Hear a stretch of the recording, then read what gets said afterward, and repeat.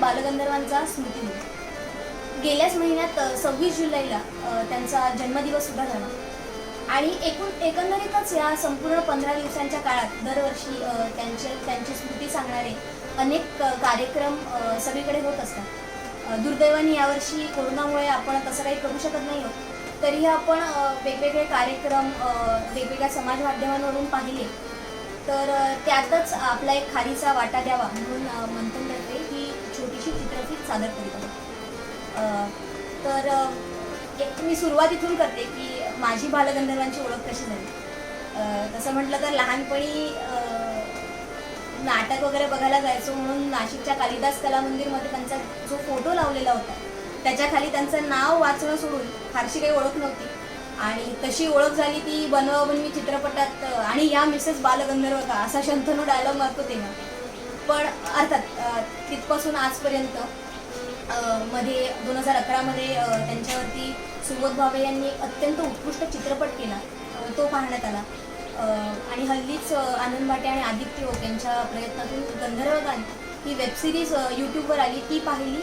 तेव्हा त्यांचा मोठेपणा हळूहळू समोर येत गेला, त्यांच्याबद्दलचं कुतूहल मनात वाढत गेलं आणि मग शेवटी अभिराम भडकमकर यांनी लिहिलेली असा बालगंधर्व ही कादंबरी विकत घेऊन ती वाचली आणि खरं तर तिथूनच ती प्रेरणा आली की या महत्त्वाच्या दिवसांमध्ये आपल्याकडून काहीतरी एक आदरांजली त्यांना जावी म्हणून हा प्रयत्न.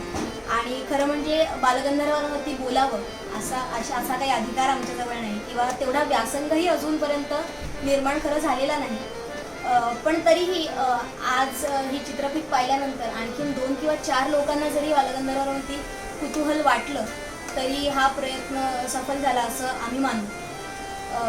तर बालगंधर्व हे गायक नट होते, म्हणजे ज्या काळी नाटक हे संगीत नाटक होतं, मराठी रंगभूमीवरती संगीत नाटकांचं अधिराज्य होतं, अशा काळामध्ये त्यांची कारकीर्द झाली. त्यामुळे त्यांच्या रंगमंचावरील सादरीकरणाला अभिनय आणि संगीत या 2 बाजू आहेत आणि त्या दोन्हीतही ते अतिशय अद्वितीय होते. वेगवेगळ्या मोठ्या लोकांनी त्यांच्याबद्दल भरपूर सारं बोलून ठेवलेलंच आहे, पण आज आपण त्यांच्या असा बालगंधर्व या कादंबरीतली काही उतारे आपण वाचूया. तर सर्वप्रथम आपण अभिनयावरती बोलूया की आपण म्हणतो ना आजकाल मेथड ॲक्टिंग हा शब्द खूप प्रचलित आहे की लोक एखाद्या पात्रामध्ये शिरताना त्यांच्या मनामध्ये काय चाललेलं असतं, त्यांच्या डोक्यामध्ये कोणती प्रोसेस चालू असते, त्याविषयी अभिरामदादांनी कल्पना करून अतिशय सुंदर असं वर्णन लिहिलेलं आहे त्यांच्या पहिल्याच संगीत शाकुंतल या नाटकाबद्दल. ते मी सर्वप्रथम वाचून दाखवते. नारायणाच्या मनात आता केवळ शकुंतलाच होती, कण्व मुनींची कन्या, दुष्यंताला भावणारी, एका राजाला आपल्या सौंदर्यानं घायाळ करणारी रूपसंपन्न शकुंतला. दुष्यंताच्या प्रीतीमुळे यौवनाचे नवे अर्थ उमजत चाललेली शकुंतला. ती कशी बसेल, कशी हसेल, कशी असेल ती. सुंदर तरुण मुली काही कमी नव्हत्या आजूबाजूला, पण त्याला आजूबाजूच्या देवळा नदीवरल्या बायांमध्ये शकुंतला दिसेच ना. त्याची नजर शकुंतला शोधत होती. मास्तरांनी सांगितल्या बरहुकूम तो बोले, त्यांनी शिकवल्याप्रमाणे कुठे बसे, हसे, लाजेही, भुंग्याच्या भीतीचा आव आणून कळवळही, पण त्यात त्याला जीव सापडत नव्हता. नाटकाचा दिवस जसा जसा जवळ आला तसतसा नारायण अस्वस्थ होता. मास्तरांना वाटलं दडपण आहे त्याला मनावर. शंकररावांना माहीत होतं सुरुवातीला बुजणारा नळ 4 खेळात तयार होता. त्यांनीही साकारली होती ना शकुंतला. त्यांनी गावभर नारायणाच्या आगमनाचा गाजावाजा करायला देखील सुरुवात केली होती. नाटक वेड्यांना किर्लोस्कर कंपनीत नवचैतन्य आल्याचं दिसत होतं. काहीतरी चांगलं पाहायला ऐकायला मिळणार असा त्यांचा कयास होता आणि नारायण मात्र शकुंतला शोधत होता. ही मनाची उलाढाल सुरू असतानाच त्याची नजर गेली राजा रविवर्माच्या एका पेंटिंगवर. रानात कंदमुळं गोळा करणारी एक वनकन्या आणि तो अंतर्बाह्य थरारलाच. हीच की शकुंतला, सुंदर नवयौवना, तिच्या चेहऱ्यावर मोहकता आणि अंग प्रत्यंगात मादकता होती.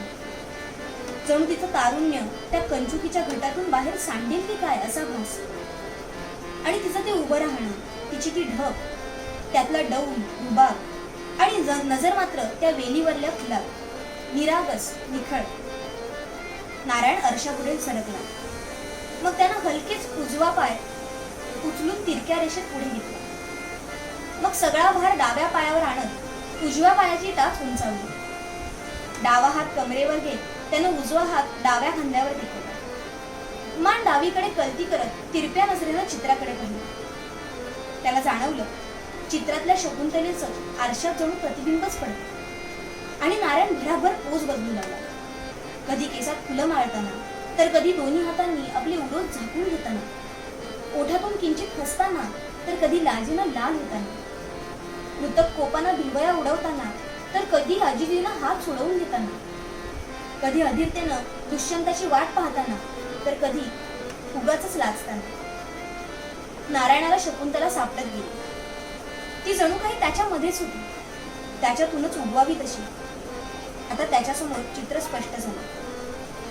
आणि भामिनीची ती भूमिका बालगंधर्वांनी अक्षरशः अजरामर केली. ज्या लोकांनी बालगंधर्व हा चित्रपट पाहिलाय त्यांना पहिल्या प्रयोगाच्या आधीचा तो प्रसंग माहीत असेल की पहिलाच प्रयोग होता मानापमान नाटकाचा आणि बालगंधर्वांची नवजात मुलगी वाढली होती.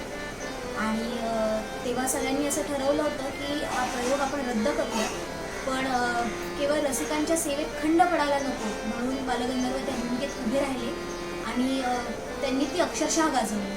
तर या नाटकाच्या यशाबद्दलचा हा पुढचा मजकूर आहे. पहिल्याच खेळानं मानापमानचं यश निश्चित केलं. मराठी रसिकांना मानापमानात काही वेगळंच व्यवस्था होतं. काकासाहेब खाडिलकरांनी शास्त्रतेयाची महती सांगणारं नाटक लिहिलं, पण त्यात सरस ठरला शृंगाररस. मराठी माणूस तसा रोखतो. त्यातच त्या काळात शृंगाराकडे छछोरपणा म्हणून बघायची समाजाची दृष्टी. बायकोनं नवऱ्याकडे मान वर करून पाहणं हा उद्धटपणा समजण्याच्या काळात भामिनीचा शृंगार रसिकांच्या पसंतीला उतरला. याचं कारण म्हणजे गंधर्वांचा त्यातला अभिनय. लटका राग, मुरके मारणं, डोळ्यांच्या कोपऱ्यातून पाहणं, मग नेत्रकटाक्ष, या सगळ्या शृंगारातल्या खुट्यांचा मुक्तपणे वापर त्यांनी केला होता. त्यातच त्यातली त्यांची गीतं. नाही मी बोलत नाथा ही ओळ त्यांनी जितक्या वेळा म्हटली तितक्या वेळा ती वेगवेगळ्या पद्धतीनं म्हटली. ती गाताना केलेली शृंगार रसाची पुरेपूर उधळण रसिक फार फिदाच झाली. छछोरपणाचा मागूसही त्यात नव्हता. प्रत्येकाच्या मनात प्रेमाची भावना असतेच, प्रणयाची ओढ असतेच, पण त्या काळात त्यातल्या चोरटेपणाला सुसंस्कृतपणा म्हटलं जायचं. या भावनांचं प्रदर्शन करावंसं वाटणं हे शिष्टाचारात बसत नव्हतं. या नैसर्गिक भावना दाबून टाकण्याचा प्रयत्न हा सभ्यतेचा भाग मानला जायचा. पण निसर्गापुढे कुणाचं काय चालणार? मग या भावना दाबून टाकण्यातच शक्ती वाया जायची. समाजातल्या धार्मिक संस्थांनी तर ब्रह्मचर्य हेच जीवन असं सांगून टाकल्यानं प्रणयाची, क्रियाराधनाची इच्छा हे लोकांना आपल्या स्खलनशीलतेचं लक्षण वाटायचं. स्त्रियांना तर काय इतक्या लहान वयात लग्नाला उभं केलं जाईल या सगळ्याचा अर्थ कळेपर्यंत पदरात 2-4 पोरं पडलेली असायची. आणि स्त्री पुरुष संबंध वगैरे केवळ वंशाचा विस्तार करण्यापुरताच असतो ही शिकवण इतकी बळकट की केवळ ते उरकून घेण्यापलीकडे प्रणयाला फार अर्थ नव्हता. मग प्रणय चेष्टा, शृंगारातला रस चाकणं वगैरे दूरच. त्यामुळे पुरुष मंडळींपैकी काही बहात्तर उघडपणे काही बाहेर संबंध ठेवायचे तर कुणी तमाशाला जाऊन. काही चतुर कीर्तनकार तर आपल्या कीर्तनातून रासलीलांची चविष्ट वर्णनं करतात. एकूणच दुधाची तहान ताकावर भागवण्याचा तो काळ. अशा काळात रंगमंचावर एक सौंदर्यवती उभी दिसते. तिचं ते लावण्य, ते देखणेपण आणि सगळ्याबरोबर कुलीन स्त्रियात असावी तशी शालीनता. तिच्या खांद्यावरचा पदर ढळत नाही की तिच्या चारित्र्याचा. तिच्या हालचालीत प्रीती आहे पण कामुकता नाही. नजरेत आव्हान आहे पण वकवक नाही. उठण्या बसण्यात अगदी प्रियकरासोबत प्रणयाच्या प्रसंगातही तिचा आप दिसतो, बिभत्सपणा नाही. तिचं रुसणं, तिचं हसणं, तिचं प्रियकराची थट्टा करणं सगळ्यात एक हवीहवीशी मोहकता आहे. तिच्यात जशी प्रणयचतुर मदनिका दिसते तशीच आपल्या घरातल्या दिवाणखान्यातून शोभून जाईल अशी शीलवतीही दिसते. कुणाला त्या दिवशी आपल्या मनातली प्रेयसीच रंगमंचावर अवतरण्याचा भास झाला तर कोणी भाविनीच्या त्या रूपातच प्रेमात पडलं. शृंगारातल्या शालीनतेचा साक्षात्कारच रसिकांना मिळाला. जणू मानापमाननं मराठी रसिकांना शृंगार शिकवला. त्याबद्दलच्या संकोचाच्या उणीच्या भावनेला पार हद्दपार करून या अनुपम रसाची जणू रंगभूमीवर दिमाखानं मानानं प्रतिष्ठापनाच केली. मानापमान नाटकाच्या यशाने किर्लोस्कर कंपनीला आणि बालगंधर्वांना यशाच्या शिखरावर नेऊन पोहोचवलं. पुढे जेव्हा किर्लोस्कर कंपनी सोडून गंधर्वांनी स्वतःची गंधर्व नाटक कंपनी चालवली तेव्हा सुद्धा त्यांची लोकप्रियता इतकीच होती आणि या सगळ्या काळात ती इतकी पराकोटीची होती की जेव्हा बायका कापड खरेदीला जात तेव्हा त्या गंधर्वांनी नाटकामध्ये नेसलेले शालू दुकानांमध्ये मागत, शिवाय कॉलेजची तरुण मुलं गंधर्वांसारखे पोशाख करून स्टुडिओमध्ये फोटो काढून घ्यायला जात आणि लोकप्रियता म्हणजे वैभव सुद्धा या काळात नाटक कंपन्यांनी एवढं पाहिलं की देखाव्यांवरती त्या काळात प्रचंड खर्च होत होता. म्हणजे एक एक गालीच्या 30,000चा असायचा. मला हा विचार करून आजही आश्चर्य वाटतं की 30,000 रुपयाचा गालीचा माणूस नाटकासाठी कसा काय विकत घेऊ शकतो. मी घरात सुद्धा आजही विकत घेताना 4 वेळा विचार करेन, तर आपण ही साधारण 100 वर्षापूर्वीची गोष्ट म्हणतोय. शिवाय दागिने सगळे खरे असायचे, खऱ्या अस्सल जरीचे शालू असायचे, उंची अत्तर ते विकत घ्यायचे. बरं फक्त पैशाची उधळपट्टी बालगंधर्व करत असते तर त्यांच्यावरती भरपूर टीका झाली असती, पण जेवढा पैसा ते नेपथ्यावरती खर्च करत होते तेवढी मेहनतही ते नाटकाला देत होते. नाटकाप्रती त्यांचं समर्पण इतकं जास्ती होतं की अत्तरांमध्ये ते शालू भिजत ठेवून तसाच ओला शालू प्रयोगाच्या आधी नेसायचे आणि एकदा उभे राहिले शालू नेसून की 8-10 तास ते खाली बसत नसत. कारण त्यांचं म्हणणं होतं की जेव्हा ते रुक्मिणीच्या भूमिकेत उभं राहतात, सुभद्रेच्या भूमिकेत उभं राहतात, तर या मोठमोठ्या राजकन्यांच्या किंवा राण्यांच्या शालूला सुरकुत्या कशा असणार, त्यामुळे ते संपूर्ण प्रयोग होईपर्यंत बसत सुद्धा नसत. तर या सगळ्या वैभवाच्या आणि लोकप्रियतेच्या काळातलं गंधर्व नाटक कंपनीचं पहिलं नवं नाटक म्हणजे संगीत स्वयंवर. त्याबद्दल आता आपण थोडंसं ऐकूया. स्वयंवर या शब्दातच एक वैभव आहे आणि दृष्टीवैभव हा गंधर्वांचा लाडका विषय. कापड खरेदी सुरू झाली, नवे गालीचे नवे देखावे तयार होऊ लागले. पैसा पाण्यासारखा वाहणं म्हणजे काय याचं प्रत्यंतर येऊ लागलं. काकासाहेब आणि गंधर्व यांचं पुन्हा एक नवं नाटक, त्यातच भास्कर बुवांच्या चाली. नाट्यप्रेमी माणसाला अजून काय हवं होतं. वाट पाहता पाहता अखेर नाटकाचा दिवस उजाडला आणि प्रेक्षकांचा अलोट सागर थिएटरकडे वळला. पडदा उघडला. सगळ्यांना प्रतीक्षा होती ती गंधर्वांच्या प्रवेशाची. अण्णासाहेबांच्या प्रतिमेला वंदन करून गंधर्व विंगेत आले. नट कितीही मुरलेला असला, कसून तालमी झाला असल्या तरी पहिल्या खेळाचा ताण कुणालाही चुकत नाही. गंधर्व विंगेत उभे राहून विंगेतल्या आरशातल्या स्वतःच्या प्रतिबिंबाकडे पाहू लागले. शकुंतला झाली, शारदा झाली, सुभद्रा आले, रेवती, भामिनी आणि आता रुक्मिणी. ही आपल्यातलीच रूपका कशी आतून उगवल्यासारखी वाटतात. ते स्वतःशीच असणार, स्वतःच्याच फार प्रेमात नाही पडायचं असं स्वतःला ताकीद देत त्या आरशापासून लांब होऊ लागले. त्यांना जाणवलं आपलं खरं रूप आरशातच राहिलं. बाजूला होते ती रुक्मिणी. आपण रुक्मिणीमयच होत चालल्याची जाणीव त्यांना झाली आणि ते रंगमंचा जवळ गेले. त्यांनी प्रवेश केला. आपसुकच त्यांच्या मुखातून शब्द बाहेर पडले, दादा ते आले ना. रुक्मिणीचं पहिलंच वाक्य, त्यातली गंधर्वांची अधीरता, शालीनता, सौंदर्य आणि दिमाग. वाक्य संपलं नाही आणि टाळ्यांचा कडकडाट झाला तो थांबेच ना. गंधर्व काही क्षण थांबले, परत तेच वाक्य म्हटलं आणि पुढे बोलू लागणार तोच परत टाळ्या. परत गंधर्वांनी वाक्य म्हटलं, परत टाळ्या, परत वाक्य, परत टाळ्या. आयुष्यात पहिल्यांदाच गंधर्वांनी नाटकात वाक्याला टाळ्या आणि वंसमोर घेतलं. वाक्यानंतर गंधर्वांनी गायला सुरुवात केली. स्वकुल तारका सुता आणि पद संपत नाही तोच रसिकांनी टाळ्यांनी थिएटर दणाणून टाकलं. आता छप्पर उडतं की काय असं वाटू लागलं. मानात मानाच्याही वर जाणारा नाटक कंपनीला मिळाल्याचं जाणत्यांनी पहिल्याच खेळात ओळखलं. गंधर्वांच्या गळ्यावर बुवांची गायकी कशी बेमालूम चढल्याचं संगीताच्या जाणकारांनी ओळखलं. आणि सामान्य रसिक मात्र गाण्यातला राग, चिजा व शास्त्रीय बारकावे न कळले तरीही नाथ हा माझा, स्वकुल तारका सुता यासारखी गाणी मनात घेऊन घरी गेला. मुंबईतल्या मराठीच नव्हे तर शेठ, पारसी, गुजराती मंडळींना स्वयंवरनं भुलवलं, मोहून टाकलं. ही मंडळी बाहेर पडली ती परत परत नाटकाला येण्याचा इरादा करूनच. स्वयंवराची कीर्ती चारी दिशांना पोचली. रुक्मिणीच्या सौंदर्याच्या, गायनाच्या, अत्तराचा दरवळ सर्वत्र पसरला. उस्ताद अल्लादिया खां संगीतातले बडप्रस्थ. त्यांच्या कानावर मात्र काही अशुभ चिंतकांनी स्वयंवर संबंधी कागाळ्या केल्या. स्वयंवर नाटकात आपल्या काही चिजा बुवांनी वापरून त्या एका नाटकाच्या गळ्यातून काढल्याचं उस्ताद अल्लादिया खानना कळवलं गेलं. त्यांचा संताप अनावरत झाला. खासाहेब संगीतातलं सोवळं ओळं पाळणाऱ्यांपैकी होते. या नाटकांनी संगीताला बटकीची कळा आणली. त्यांचं मन संतापानं पेटलं. आपल्या घराण्याच्या चिजा म्हणजे काय चणे कुरमुरे नाहीत की कुणाच्याही हातात पडावेत. खासाहेबांनी बुवांनाच जाब विचारला. बुवांसारख्या जबाबदार माणसानं असा भुंगळपणा करावा हेच त्यांना मान्य नव्हतं. बुवांनी खूप समजवलं. त्या चिजांचं काय केलंय ते पाहायला ऐकायला तरी या म्हणून विनवलं. अखेर खासाहेबांनी नाटक पाहायचं मान्य केलं. खासाहेब नाटकाला आले. हातात पानाचा डबा घेतलेला शिष्य होते. चेहऱ्यावर तुसडेपणाचा भाव. त्यांना बुवा दिसली. बुवांना पाहताच त्यांनी अनावर झालेला संताप कसाबसा दाबला. बुवांनी पुढे होऊन त्यांचं स्वागत केलं. खासाहेबांनी मान उडवली आणि न बघताच आत निघून गेले. बुवा हसले.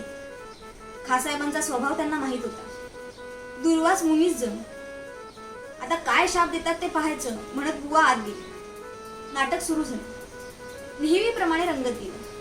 टाळ्या, प्रशंसा व वन्स मोरच्या गदारोळात संपलं. पण बुवांना माहित होतं खासाहेब असल्या प्रकारांनी भपणारे नाहीत. नाटक संपलं. बुवा रंगपटातच बसून राहिले. काही क्षण गेले आणि आरशात त्यांना दिसलं खासाहेब उभे. खासाहेब म्हणत बुवा उठले. खासाहेबांनी बुवांच्या नजरेला करडी नजर भिडवली आणि त्यांना कडाडून मिठीच मारली. भास्कर भैया, कमार कर डाला. कहाँ से पैदा किया है तानसेन आपने? यमन, भूप, बिहार तो इसके गले से ऐसे बरसते हैं जैसे आषाढ़ की पहली बारिश. और वो क्या था? मम सुखा सा ठेव. वाह, क्या बात है. वह हमारी जायदाद पर डाका डाल के निकाली है आपने. मगर भास्कर भैया, आज मैंने महसूस किया, इतने साल गाया हमने उस बंदिश को, बेकार गाया. आज उसका असली रंग देखा हमने. आज उसका असली रूप जाना. खासाहेबांच्या प्रशंसेचा धबधबा थांबेच ना. त्यातल्या बारीक सारीक जागा उभ्या त्यांनी दाखवून दिल्या. केवळ गंधर्वांनाच पेलू शकतात या चिजा असं वारंवार म्हणत राहिले.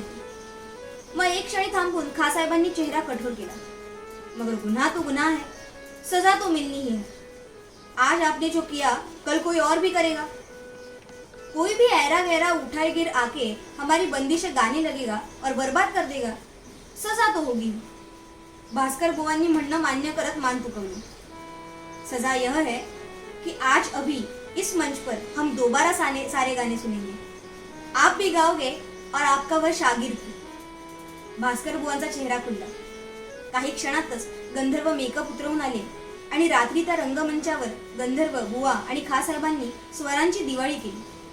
तिघही दिग्गज, संगीताचे अधिकारी. पहाटेपर्यंत हा संगीताचा यज्ञ चालू होता.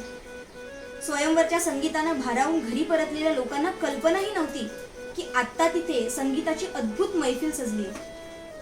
पहाटे गेवा तरी तिघ या धुंदीतून बाहेर आली. त्यांना जाणवलं उजाडलंय आणि साक्षात सूर्यदेवही त्यांच्या संगीताचा आस्वाद घेत उभा आहे. परत जाताना खासाहेबांनी बुवांचे हात हातात घेतले. म्हणाले, बुवा, आपकी गायकी यह आपका शागिर्द घर घर ले जाएगा, सालों साल जिंदा रखेगा. देखना, कयामत तक लोग इसको सुनते रहेंगे. खासाहेब गेले आणि बुवांना जाणवलं असा शिष्य मिळायलाही भाग्य लागतं. आपण भाग्यवान म्हणून गंधर्वांसारखा शिष्य लागतो. त्यांना मोकळं वाटतं. आपल्याकडला संगीताचा ठेवा पुढल्या पिढीकडे सुपूर्द केला. आपण आज आपल्या गुरुऋणातून मुक्त झालो म्हणत ते बाहेर पडले. साऱ्या पृथ्वीवर कोवळी किरण विखुरली होती. बुवांना जाणवलं हा सूर्य येताना गंधर्वयुग घेऊन आलाय. आता स्वयंवरापासून सुरू झालंय गंधर्वयुग. आणि खरोखरच यात म्हटल्याप्रमाणे गंधर्वयुग तिथून जे सुरू झालं ते महाराष्ट्रातल्या तमाम रसिक प्रेक्षकांनी भरभरून अनुभवलं आणि त्याचा आस्वाद घेतला. आणि त्यांच्या गाण्यातली जादूच अशी आहे की आज आपण इतक्या वर्षांनी सुद्धा जेव्हा ती नाटकाची दृश्य बघू शकत नाही तरीही त्यांची गाणी आपण आजही ऐकतोय. मी मगाशी उल्लेख केला होता त्याप्रमाणे गंधर्व गान या मालिकेमध्ये एका ठिकाणी त्यांनी म्हटलंय की ह्या सगळ्या ज्या तांत्रिक बाबी असतात शास्त्रीय संगीताच्या, हे जे बारकावे आहेत, हे सगळं संपल्यानंतर जे उरतं ते गंधर्वांच्या गाण्यात आहे. आणि मला वाटतं म्हणून त्यांच्या गाण्याचं गारुड आजही आपल्या मनावर तितकंच पक्क आहे आणि ते काही उतरत नाही आणि पुढील कित्येक वर्ष ते उतरेल असं मला वाटत नाही. खरं तर या माणसाबद्दल किती बोलावं आणि किती नको असा प्रश्न आहे. वेळ, शब्द सगळंच कमी पडेल. पण तरीही कुठेतरी थांबायला हवं. या आभाळा एवढ्या कलाकाराला आमच्या मंथनच्या संपूर्ण परिवारातर्फे नमन करून मी आपला निरोप घेते. धन्यवाद.